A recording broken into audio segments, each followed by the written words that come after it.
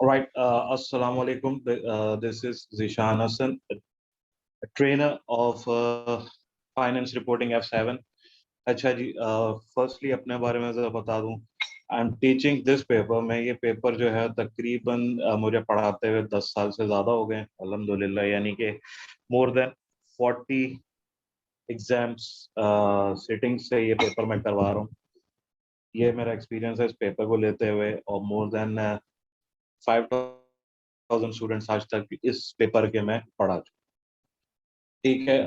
Teaching experience overall 12 years का है। Working experience, I have working experience in Deloitte as an auditor, as well as industry में भी as an finance executive different organisations में काम किया हुआ है। And I was the first ever blog writer for ACCA from Pakistan. ये तो हो गया मेरा छोटा सा इंट्रोडक्शन। अब ओरिएंटेशन सेशन है किस पेपर का जी? F7 का फाइनेंस रिपोर्टिंग। तो इसको देखते हैं हम लोग। हमारा जो पहला टॉपिक है वो होगा finance reporting framework. Finance reporting framework बच्चों वाली चीज है भाई। एसेट की डेफिनेशन, लायबिलिटीज की डेफिनेशन, इक्विटी की डेफिनेशन, मैचिंग कॉन्सेप्ट क्या है, एंड सो ऑन, ये सारी चीजें इसके अंदर आ जाती हैं। सो ये वो एरिया जिसके अंदर आपने रोट लर्निंग ज्यादा करनी है, यानी कि रट्टे ज्यादा लगाने हैं। तो इसको बिल्कुल एंड में हम लोग फास्ट फॉरवर्ड में देखेंगे, और मेजोरिटी लोगों को ये आती भी है चीजें। ठीक है, तो इसको बिल्कुल एंड में देखेंगे। असल हमारा सिनेरियो शुरू कहाँ से होगा? हमारा सिनेरियो शुरू होगा IAS 16 property plant and equipment. IAS 16 property plant and equipment आपने F3 लेवल पे, फाइनेंस अकाउंटिंग लेवल पे भी पढ़ा हुआ है, लेकिन यहाँ पे थोड़ी सी इसकी डेप्थ ज्यादा आ जाती है। बात शुरू होगी IAS 16 property plant and equipment में कि भाई नॉन करंट एसेट क्या होता है। उसको बताएंगे कि भाई अब नॉन करंट एसेट को रिकग्नाइज करने की कौन सी कंडीशन होती है।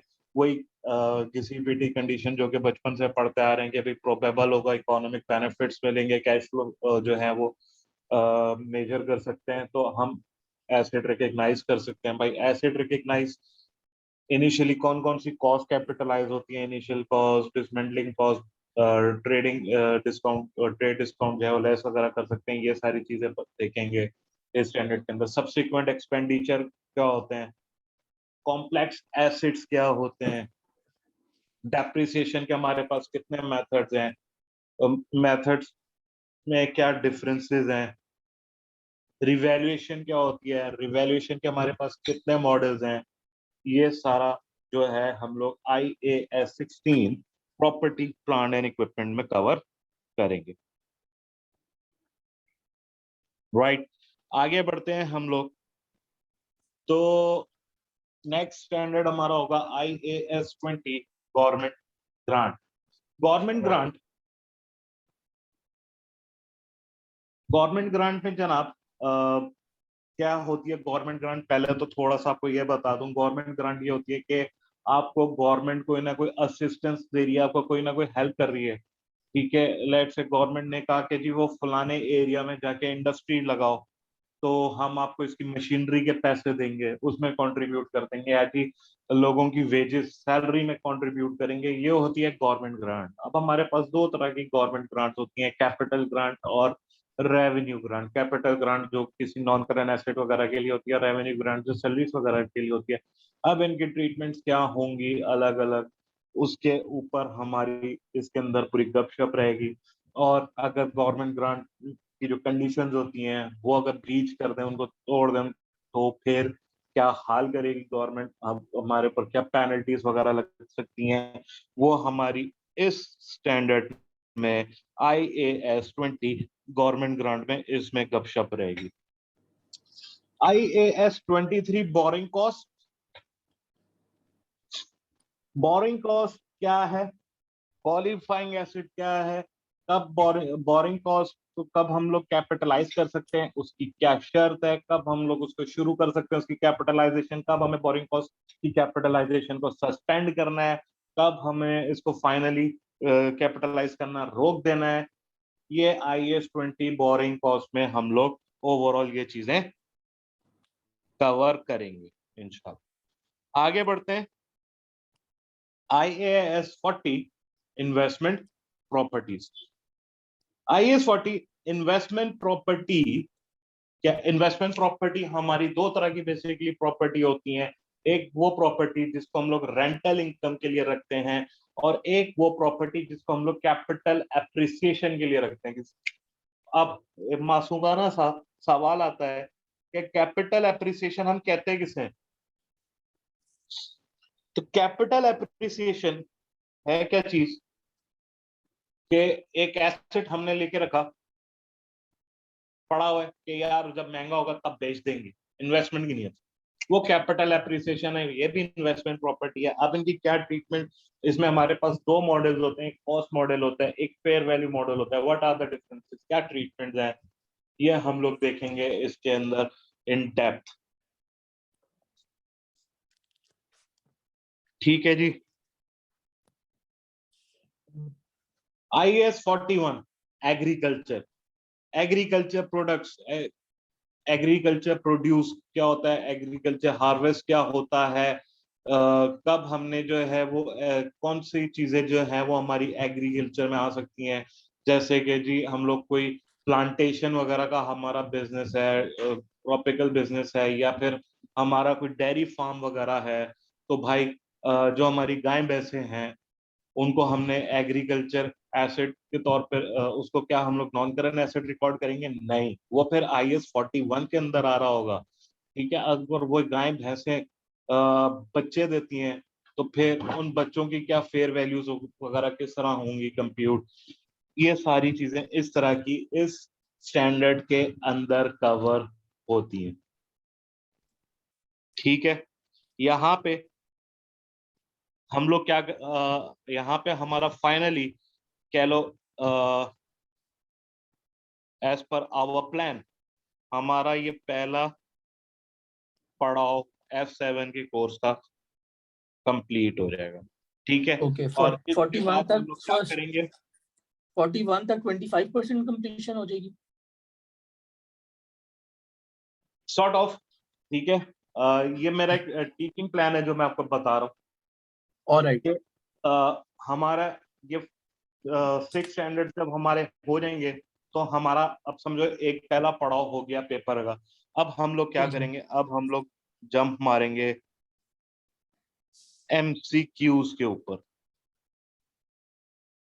ठीक है, अब ठीक है हम जी, इनकी MCQs प्रैक्टिस करेंगे। ठीक अब है। इनकी MCQs प्रैक्टिस जब हमारी कंप्लीट हो जाएगी, फिर हम लोग अगले टारगेट की तरफ मूव करेंगे, जिसमें हमारे पास आ रहा होगा IAS 36 इम्पेयरमेंट। इम्पेयरमेंट क्या होती है? अचानक से एसेट की वैल्यू गिर जाना। यार बच्चे ने कहा, एक मासूमाना सा सवाल आया कि भाई अचानक से किस तरह वैल्यू गिरती है? यार वो एसेट लेके जा रहे थे, ठीक है, एक छोटी सी एग्जांपल दे रहा हूँ, और भी बहुत सारी एग्जांपल्स होंगी जब हम लोग के स्टैंडर्ड कवर करेंगे। तो हम लोग एसेट लेके जा रहे थे, हमसे गिर गया।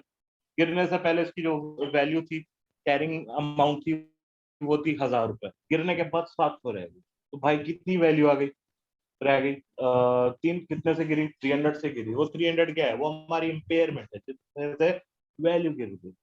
तो इम्पेयरमेंट की क्या ट्रीटमेंट है, किस तरह हमने इम्पेयरमेंट करनी है, कैश जनरेटिंग यूनिट्स क्या होते हैं, कैश जनरेटिंग यूनिट्स की इम्पेयरमेंट वगैरह किस तरह होती है, ये गपशप रहेगी हमारे इस स्टैंडर्ड में। राइट, उसके बाद हमारा नेक्स्ट टॉपिक है IAS 37 provisions, contingent liabilities and contingent assets.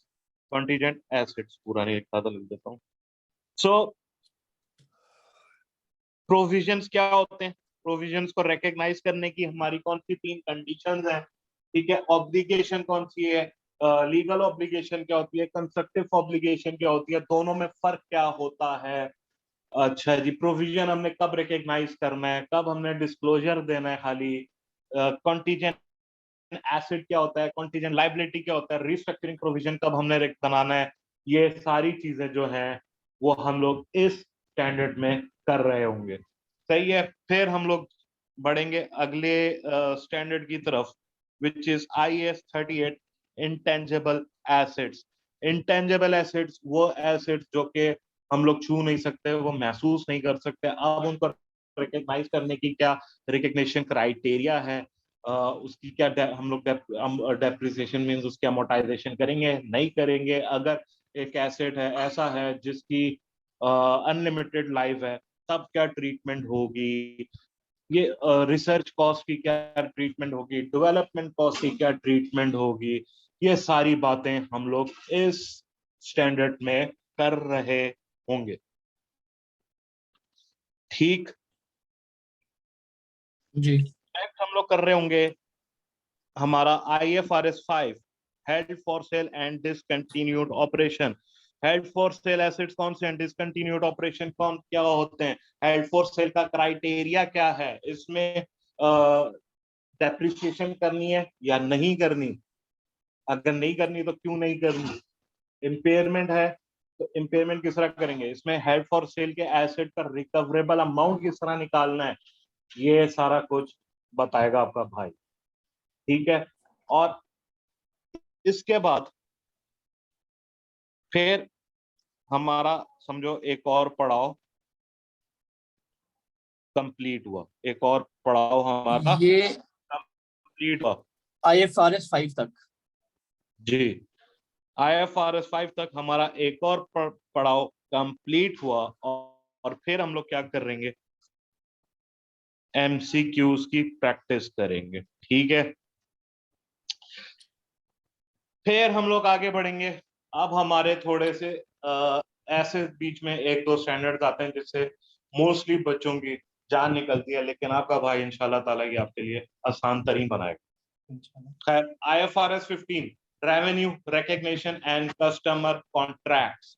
Revenue recognition और कस्टमर कॉन्ट्रैक्ट्स में क्या है भाई, 5 स्टेप मॉडल होता है।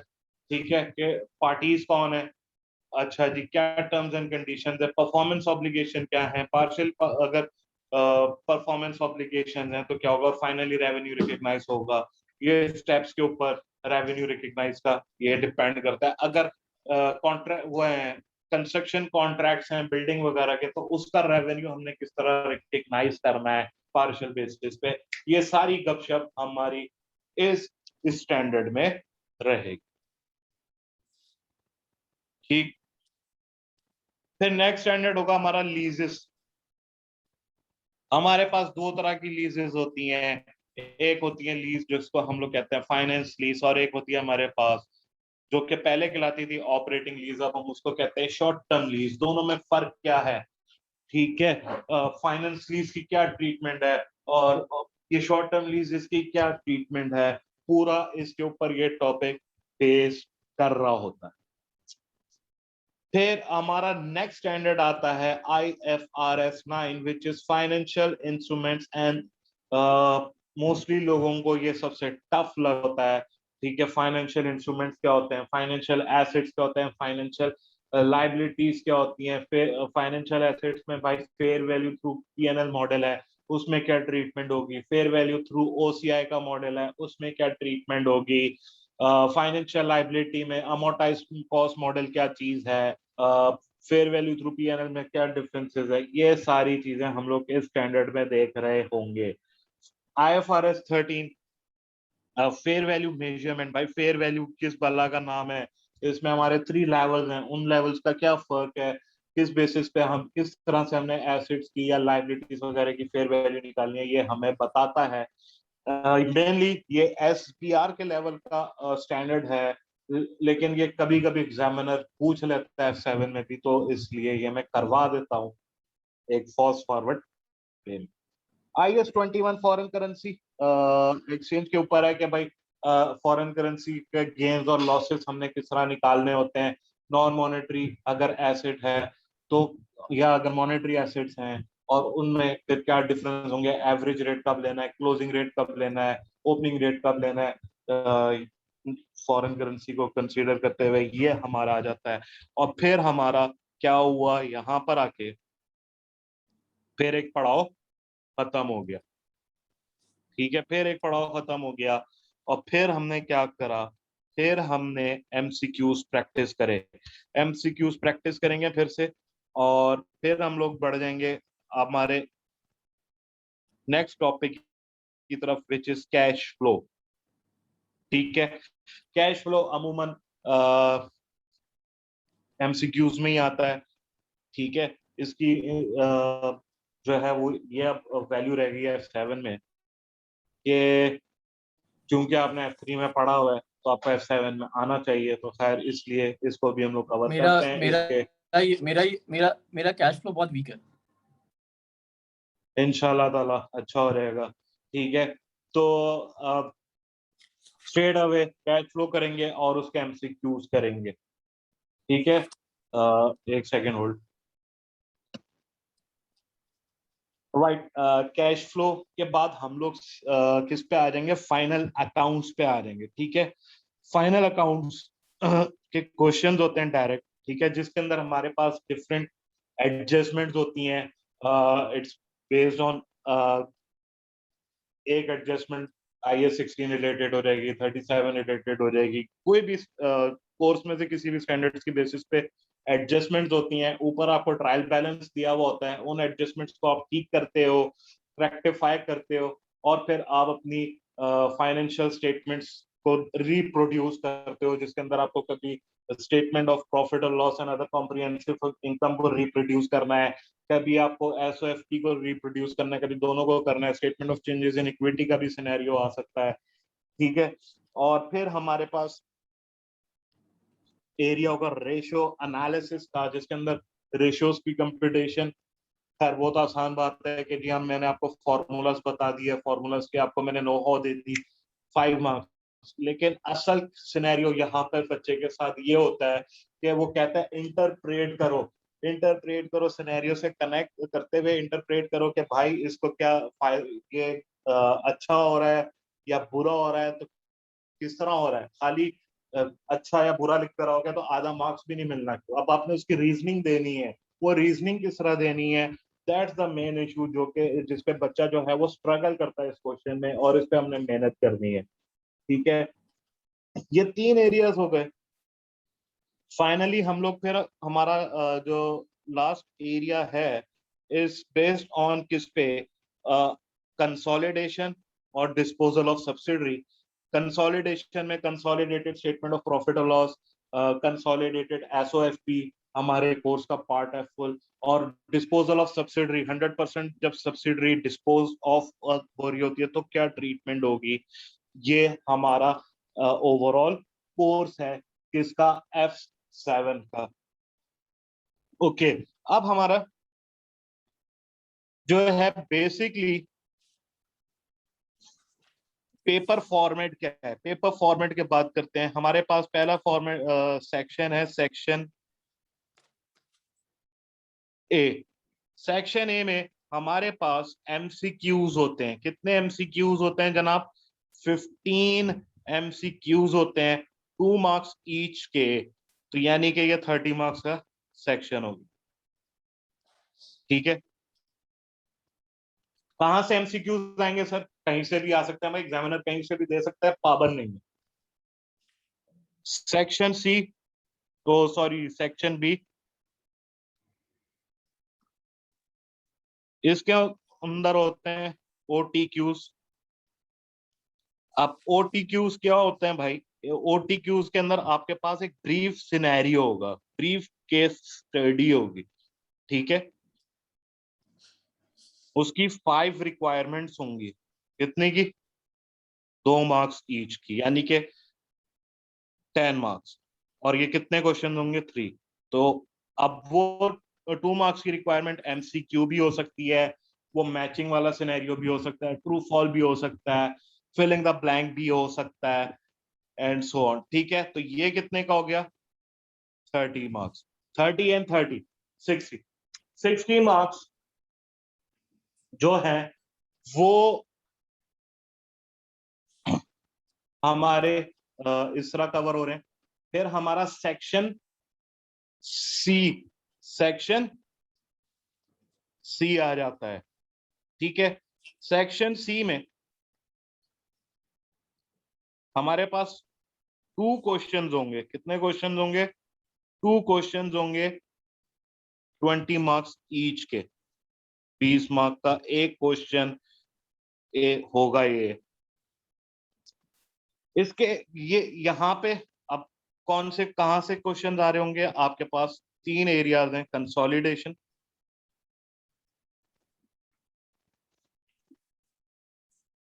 फाइनल अकाउंट्स और रेशियोज। होता क्या है, कभी वो इन दोनों को मिला के एक क्वेश्चन बना देगा और इसका एक बना देगा, कभी वो कंसोलिडेशन और रेशियोज का मिला के क्वेश्चन बना देगा, फाइनल अकाउंट्स का अलग बना देगा। इस तरह से जो है ये हमारे 20 मार्क्स टेस्ट हो रहे होते हैं। और ये आप किस पे कर रहे होगे, ये आपको सॉल्व करना होगा एक्सेल पे या एमएस वर्ड पे। ठीक है, जो आपका कैलकुलेशन वाला पार्ट होगा वो एक्सेल का सॉफ्टवेयर होगा और एमएस वर्ड का जो है वो थ्योरेटिकल कर रहे होंगे। ठीक है, तो हम लोग जो क्लास में प्रैक्टिस कर रहे होंगे वो भी एक्सेल पे और एमएस वर्ड पे इनके क्वेश्चंस की कर रहे होंगे। ठीक है, तो अब पेपर या रिटन बेस खत्म हो गया है? जमाना जमाना हो गया। अच्छा, ओके। सो अब कंप्यूटर बेस्ड होगा सब कुछ।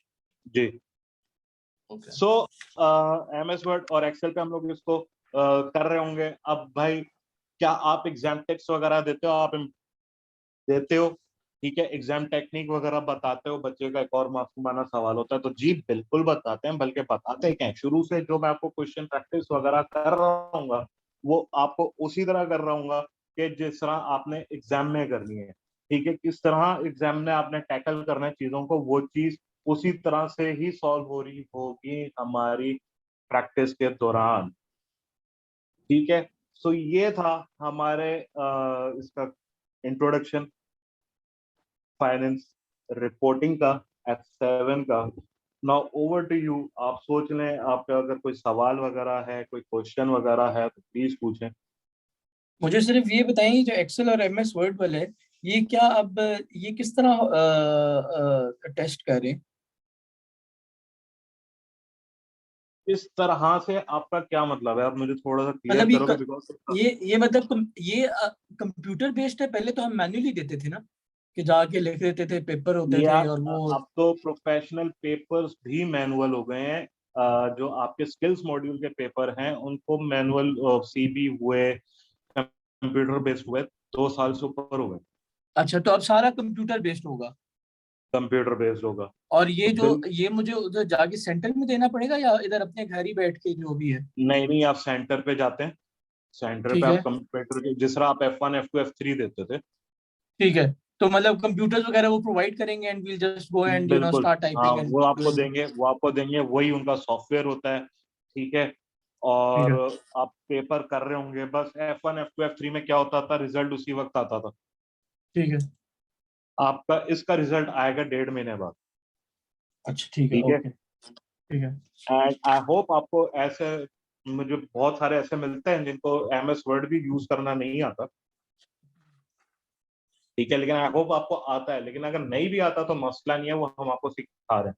बस ठीक है, बेहतरीन है। अगर आप सिखा देंगे तो बहुत ही ठीक बेस्ट है, तो ठिकाना नॉट लोग इसे एवं ही में घबराते हैं, घबराने की बिल्कुल भी जरूरत नहीं है। ठीक है, एक्सेल में हमारे कोई हाई फाई फॉर्मूला नहीं लग रहे, हमारे बहुत बेसिक लेवल के, मिड लेवल के फॉर्मूलाज लग रहे हैं।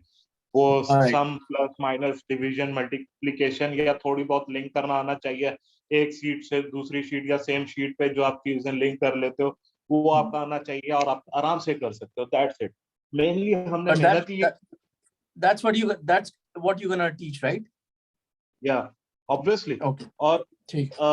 प्रेजेंटेशन किस तरह करनी है, because presentation does matter, right. या बहुत हमने खूबसूरत चीजें नहीं करनी है, बहुत खूबसूरती से किसके साथ नहीं दिखानी है, लेकिन हमें उसको इस तरह प्रेजेंट करना है कि उसके समझ में आए। अगर उसको समझ में नहीं आएगा तो वो आपको नंबर नहीं देगा। प्रेजेंटेबल होना बट चाहिए। ठीक है, ऑलराइट। ठीक है ना, ऑब्वियसली वो आपको उसी चीज का नंबर देगा जिसको, जो उसको समझ में आ रहा होगा, उसको सही लग रहा होगा। अगर उसको समझ में ही नहीं आएगा और आप सही भी लिख रहे हो, कर रहे हो, तो वो आपको नंबर थोड़ी देगा, ज़ाहिर है उसको समझ ही नहीं पड़ी। ठीक है। But my point. Yeah I got your point. So any other question please? No, nothing much, pretty much all right. Yeah okay, इसके अलावा एक चीज कि भाई स्टडी मटेरियल, जो कि मैंने अभी शुरू में बताया भी था, study material you will get from www.accountancy.com। ठीक है, यहाँ पर आप जाएंगे, आप ACCA में जाएंगे, ACCA में जाके आप FR पे क्लिक करेंगे, FR पे क्लिक करके आप टेक्स्ट बुक पे क्लिक करेंगे। ठीक है, टेक्स्ट बुक में टॉपिक बाय टॉपिक भी सारे चैप्टर्स पढ़े हुए हैं और पूरी बुक डाउनलोड करने का नीचे बटन होगा, तो आपके पास PDF पूरा डाउनलोड हो जाएगा। ठीक है, it's free of cost. Obviously जब आपको पूरी बुक डाउनलोड करनी होगी तो आपको साइन अप करके डाउनलोड कर सकते हैं, आप ऐसे नहीं कर सकते। और अभी सिर्फ और सिर्फ यही फंक्शन जो है टेक्स्ट बुक का is live on the website. बाकी दूसरी चीजें खोल के ना बैठ जाना वेबसाइट पे अभी और फिर कहो जी आपकी site broken and all that. भाई अभी कंटेंट नहीं अपलोड हो रहा है, अभी कंटेंट अपलोड हो रहा है, इसलिए सारे टैब्स लाइव नहीं है। ठीक है, ठीक है, तो यहाँ से ठीक है आपको ये टेक्स्ट बुक मिल जाएगी, तो आपको जाके BPP या कैप्लन लेने की जरूरत नहीं है। नहीं टेक्स्ट बुक ये आपको मिल गई। और सर फिर प्रैक्टिस कहाँ से करेंगे? वेबसाइट पे तो अभी आपने अपलोड नहीं करा, तो भाई BPP की किट ले लो। ठीक है, और कैप्लन की किट ले लो। हम लोगों ने जो प्रैक्टिस करनी है MCQs की, वो इन्हीं किट से करनी है फिलहाल, राइट। जी, ठीक है, और जो हमारे सेक्शन C के क्वेश्चंस होंगे वो मैं आपको कुछ किट से करने के लिए होमवर्क में दे रहूंगा, और वो आपने मुझे करके चेक करवाने हैं। मैं आपको ठीक है, होमवर्क में दे देता हूँ, आप मुझे चेक नहीं कराते, वो फिर आपका कसूर है, मेरा कसूर। ठीक है, ठीक है, आप कोई छोटी क्लास के स्टूडेंट नहीं हो जिसको मैं आप पीछे पढ़ूंगे, भाई करके दिखा दे, भाई करके दिखा दे, या मैं आके चपेड़े कराऊं, जबरदस्ती कराऊं, वो अलग ज़ाहिर है। We are the professional students, professionals now. तो आपने भी खुद एक जिम्मेदारी लेनी है, जब तक आप अपनी रिस्पॉन्सिबिलिटी नहीं लोगे you can not grow. Okay, ठीक है ना।